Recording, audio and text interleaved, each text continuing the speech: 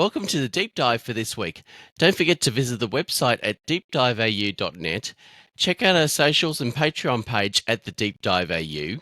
Subscribe via your favorite podcast app or like and subscribe at our YouTube page at the Deep Dive AU. This is the Deep Dive Podcast. And here is your host, Michael Coles. Studying in music studies at just 8 years old with the cello, Lauren Lang quickly moved to guitar before expanding her studies to an array of instruments, including drum set, percussion, bass guitar, and piano. Lauren's passion for music synthesis developed during her teenage years, leading her to performing arts, high school and post-secondary studies at Peabody Conservatory and Berklee College of Music. After a decade-long hiatus and an AuDHD diagnosis at age 30, Lauren has returned to music with the launch of her YouTube channel, Contrary Motion, which is dedicated to making music more accessible for neurodivergent people.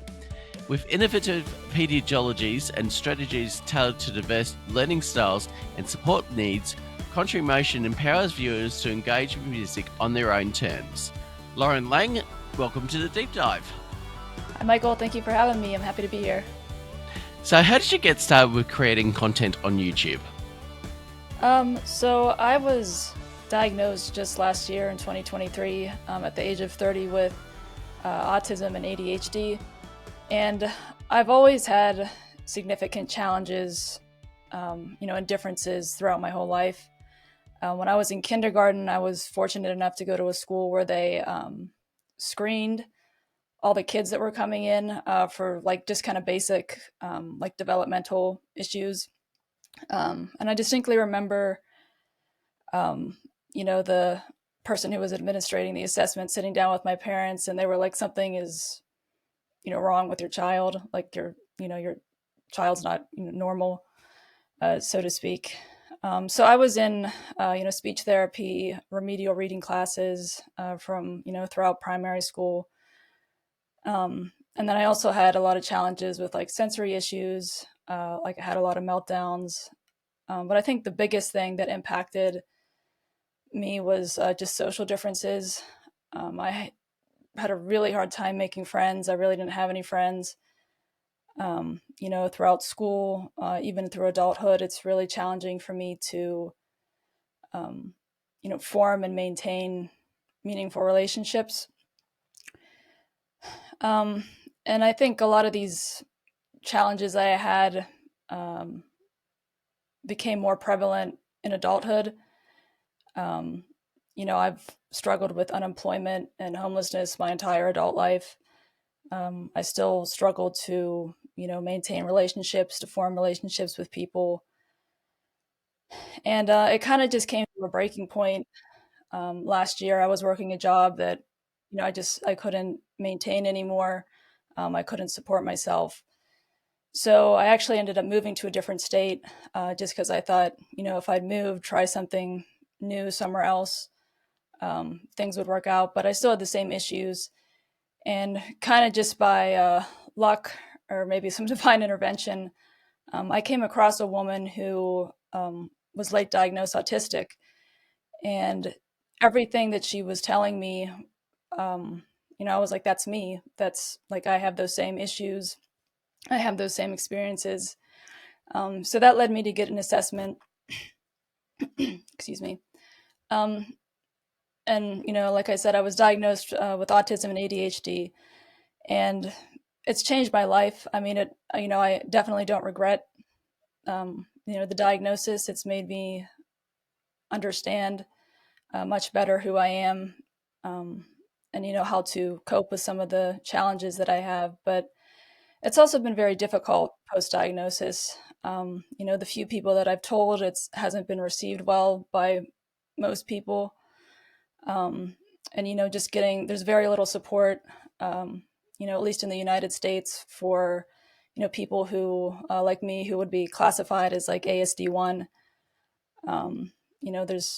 It's been very challenging, and I just felt like I needed to, I wanted to do something. It's not acceptable, sort of the treatment and the lack of support that neurodivergent people have.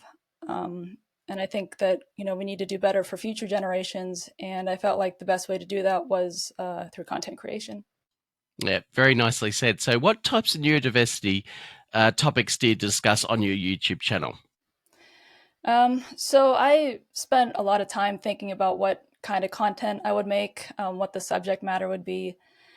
And, there are so many content creators out there who are, talking about, autism and neurodivergence, which is great.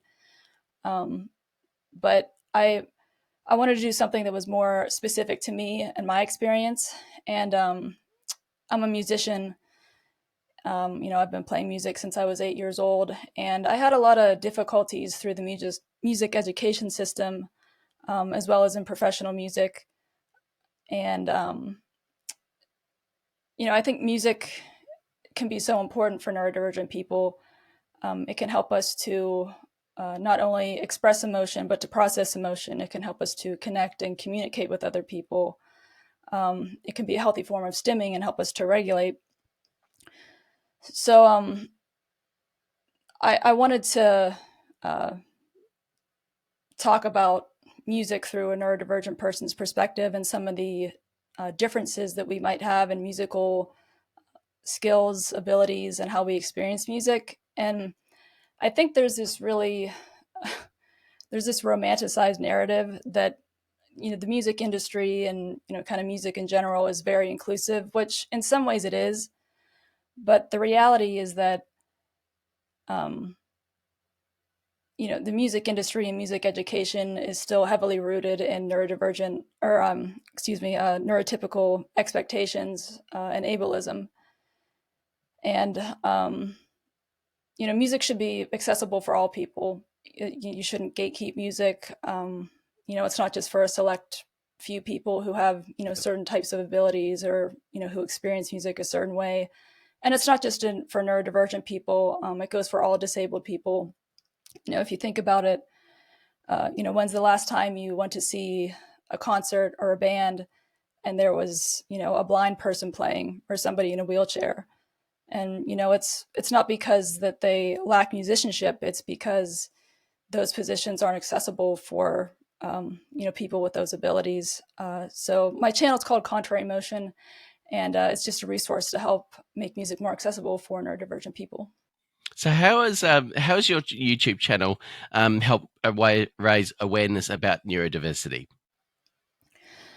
So right now my channel's still pretty small. I just got it started, so it doesn't have a huge audience right now. But I have had a few people reach out to me and say like, oh, I'm really glad you brought that up because I experienced that as well. Or, I really have trouble with standard music notation. And it's frustrating that, people, it's like we have to use this and it doesn't work for me. So I think right now I'm kind of just focused on validating sort of neurodivergent experiences within music, and creating a community, a safe place where people can talk about maybe the musical differences that they have. And then going forward, I'd really like Contrary Motion to be a bridge between neurotypical musicians, educators, therapists, and neurodivergent musicians to help build understanding and create a stronger music community. Okay, so can you share your journey as a neurodivergent musician and how it's shaped your musical career? Yeah, so like I said, I started playing at the age of 8. I started playing the cello, and that was just through my public school. And I've always loved music, but right away when I started playing, I noticed that I experienced music differently, and I had a lot of challenges, especially with reading standard music notation.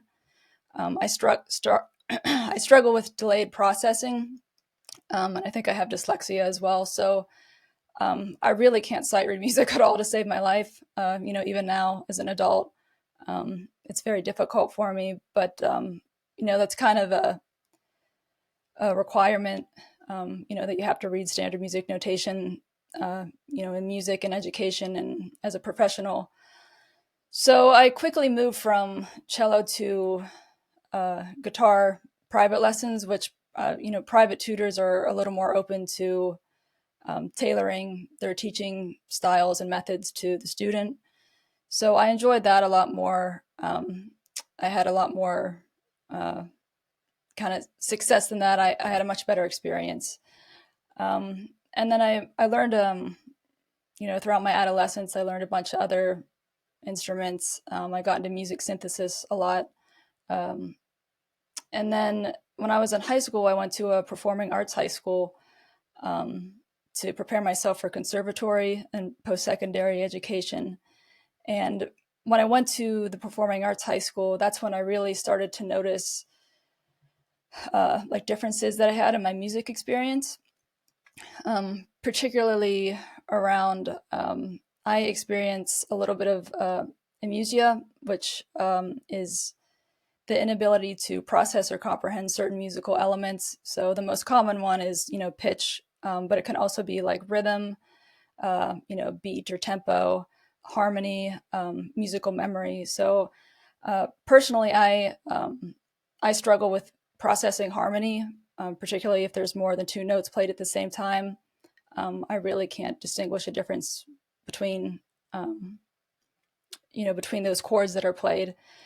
And it's kind of unfortunate because Western music is based on chords. So it's, I had a lot of struggles there. But, I was also, it was strange because I was very exceptional at certain musical skills, but I had a lot of difficulty or even inability to perform other musical skills. But after high school, I initially went to Peabody Conservatory to study electronic music. And that was very challenging for me. Not that I necessarily got bad grades or anything like that, but just sort of the social aspect of, university life, as well as, just struggling sort of in Western music, the education system, how that was set up. So I thought, I really was struggling. It was really damaging my relationship with music. So I ended up changing schools and I went to Berklee College of Music. But I ran into the same issues there. And, I ended up dropping out of there as well. And I pursued music for about 2 years after I dropped out of Berklee. And then I got to a point where my relationship with music was pretty bad. Like I wasn't enjoying it at all anymore. And looking back on it now, I realized that I was going through a burnout period, both creatively, but also like an autistic burnout. My sensory sensitivities were really bad, especially my sensitivity to sound. So obviously that's a problem when you're, trying to play music. So it got to a point where I just couldn't continue anymore. So I actually ended up just, quitting music altogether. And I didn't play for about 10 years. I didn't touch an instrument. I sold all my instruments, sold all my recording gear. I didn't play at all. But since I got my diagnosis last year, I've just been thinking a lot about, my life, my relationship with music, the difficulties that I had, and it's put so much perspective on it. I understand so much more about how my brain works, how I process things. So, since my diagnosis, like in the last year or so, I've started playing again, and I'm still trying to figure out exactly what role music is going to play in my life now. But, I'm enjoying doing advocacy work through my YouTube channel with music, and I'm just grateful to kind of have a second chance, at having music back in my life. Okay, so how does your neurodivergent influence your creative process and musical compositions? So it's a good question. Like I said, I do experience amusia. I can't really hear harmony that well. I can't process harmony, so I really don't take harmony into consideration at all when I'm writing music, which is very strange. That's, like I said, that's pretty much how Western music is based off of. It's based off of chord progressions. So when I write music, I always take more of a what's called like pan-diatonic approach, which is kind of just there's no hierarchy to harmony or the notes. It's kind of just all the notes are equal.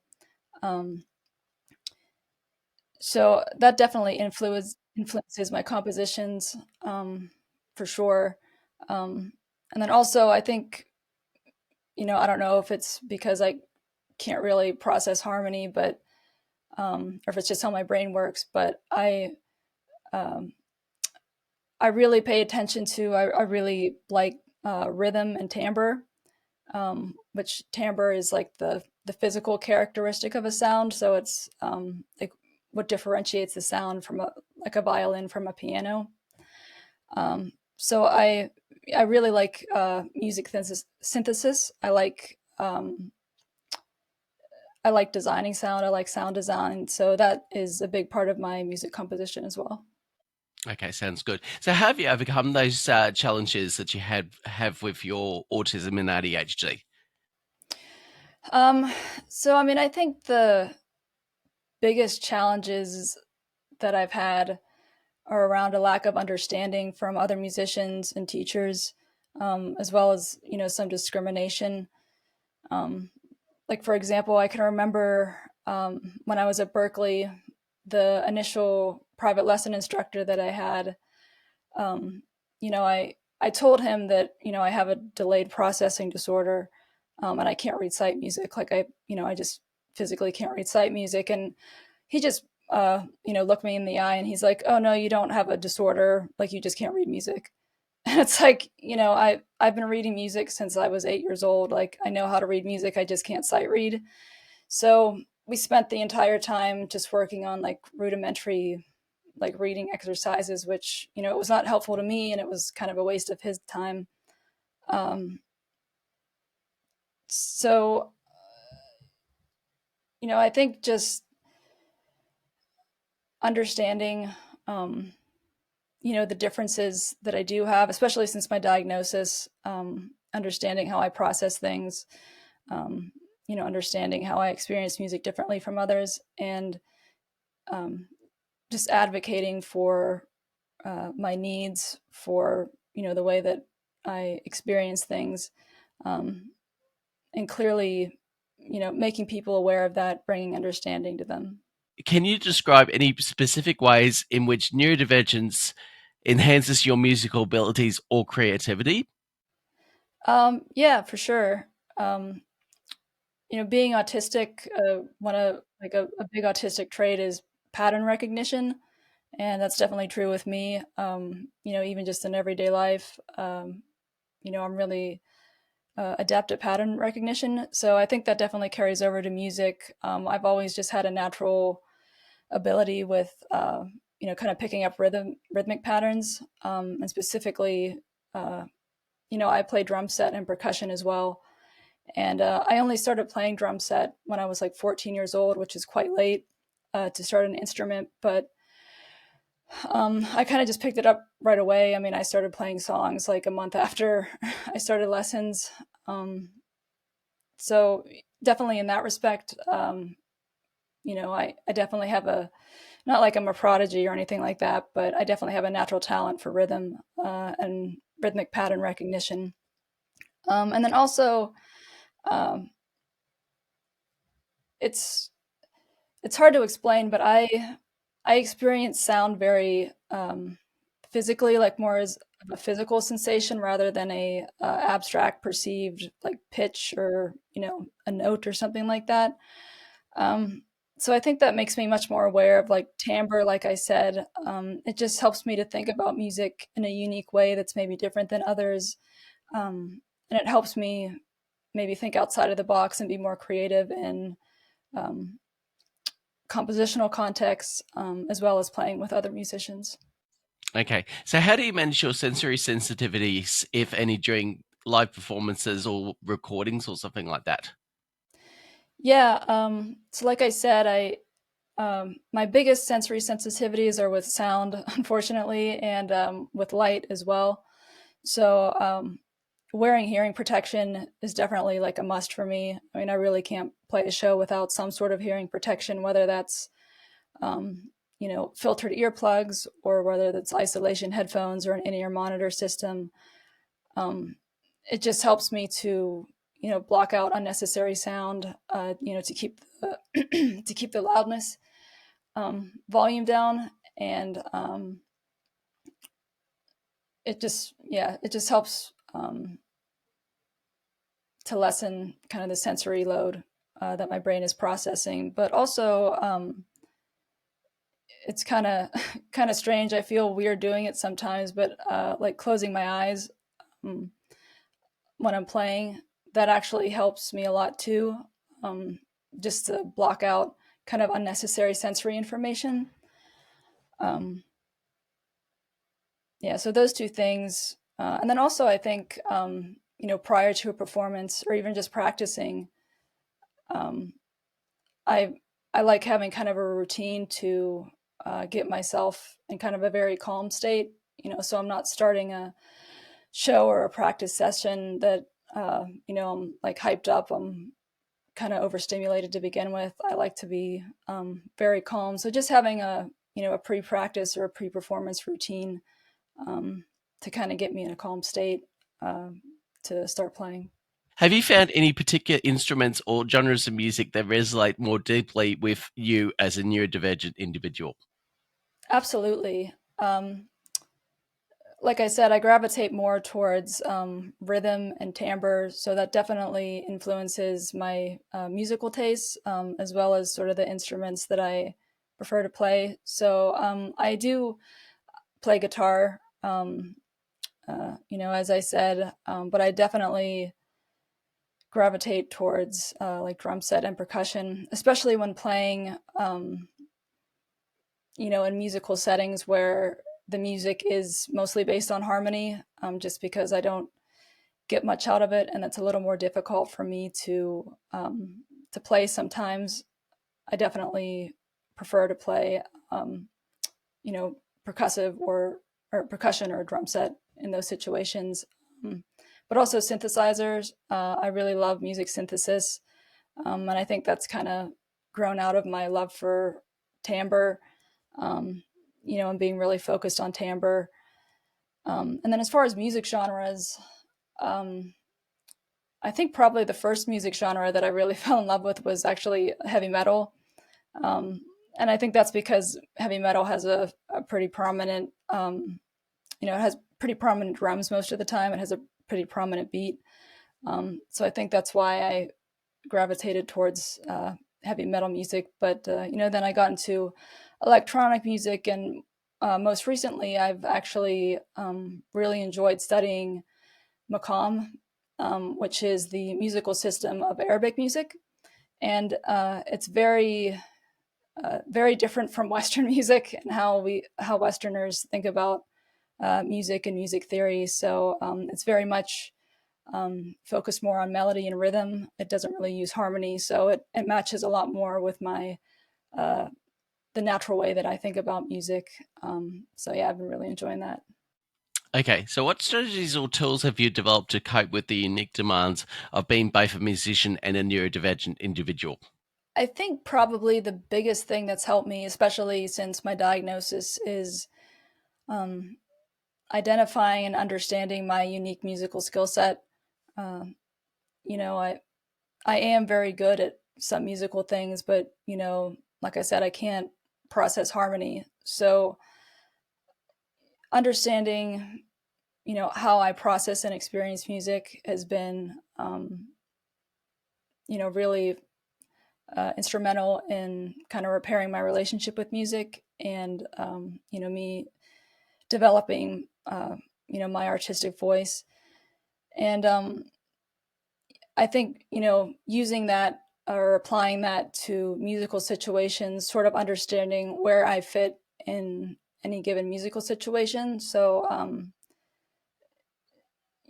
whether that be playing drum set, and I'm playing with people who are mostly, when we're playing a song that's based in harmony, or whether that be having somebody else play a part that maybe I was going to initially play, but maybe they could play it better than me.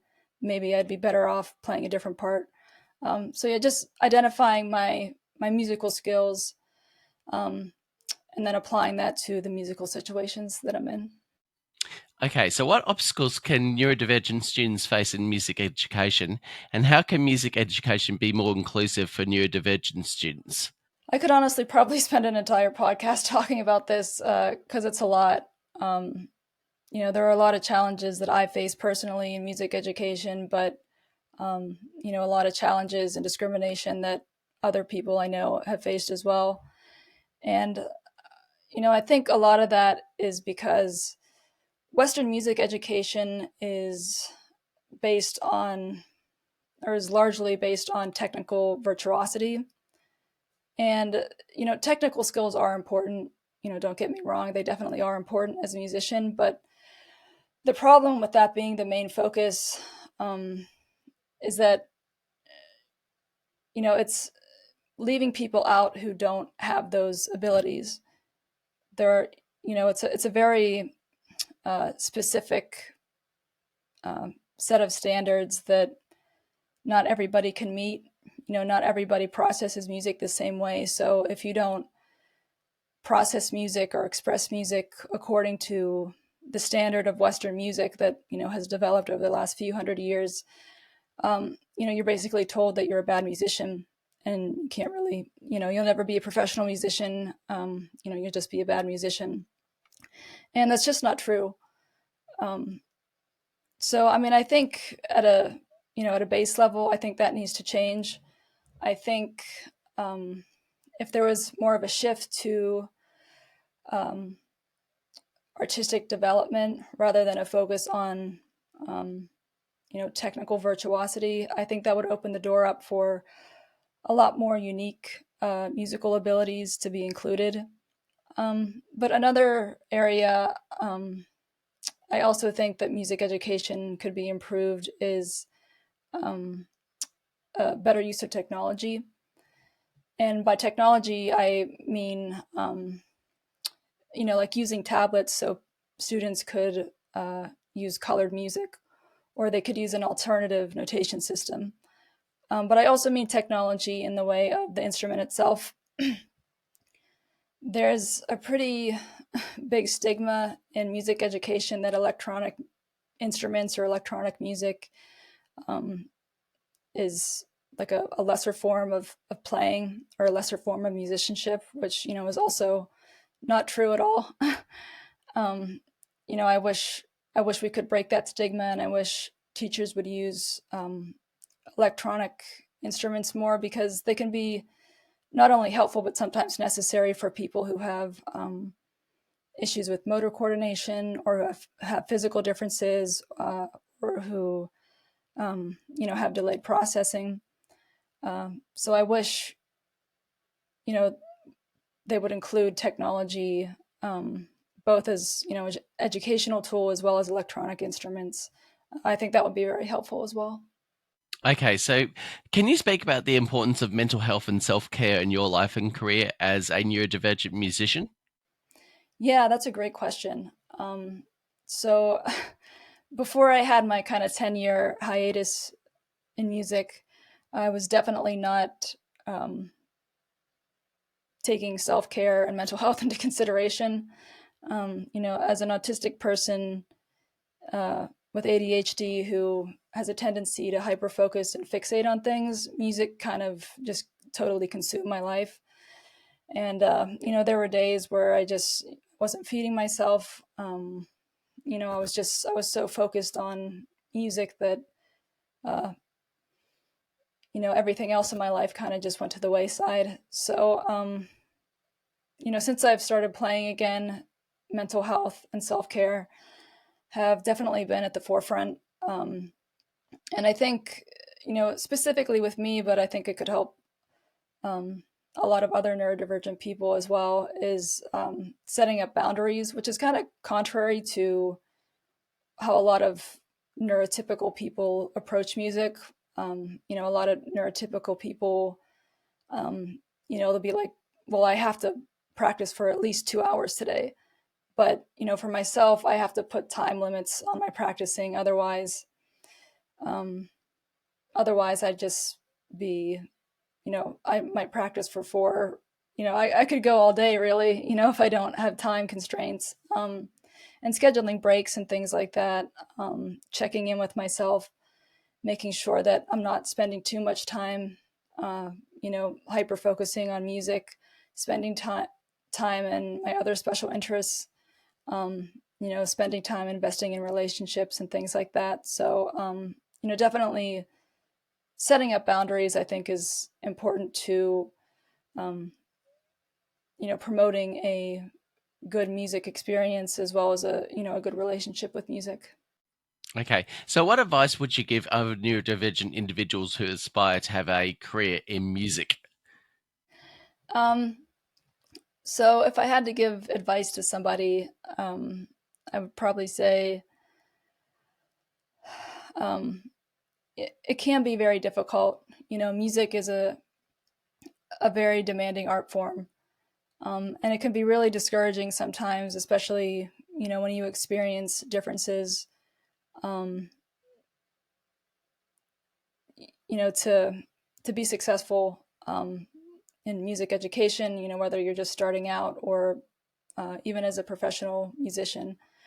And, nowadays with, you see so many short form videos going around of people, playing some insane piano concerto immaculately, or, they're just blitzing through like some crazy guitar solo, but that's not really musicianship. It's develop your artistic voice. Everybody has a unique set of musical skills to share with the music community. So, don't let anybody ever discourage you or tell you that you can't play music because, you have differences. So yeah, all musical experiences are valid. So just play whatever makes you happy. Okay, so are you planning any other collaborations with other neurodivergent YouTubers on your YouTube channel or other YouTube channels? So at the moment, I don't. Like a true introverted autistic person, I'm a borderline recluse, and I wasn't even on social media before I started this YouTube channel, so I'm still trying to figure out how all that stuff works. But I would love to collaborate with other people. I know there are other content creators who are musicians, other neurodivergent content creators who are musicians. So, I would love to collaborate and connect. And even if you're not a musician, I would love to connect just with the neurodivergent community. So, feel free to reach out to me. I'm on both YouTube and Instagram at Contrary Motion Channel. So, yeah. Okay, sounds good. So, are you sorry, cut that.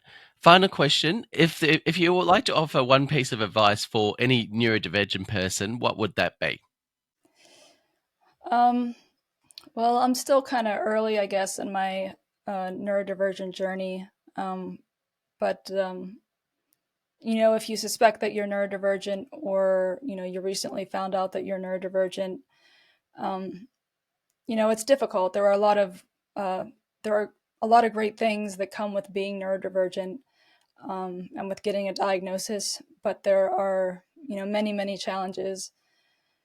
So, I would just say to keep persevering.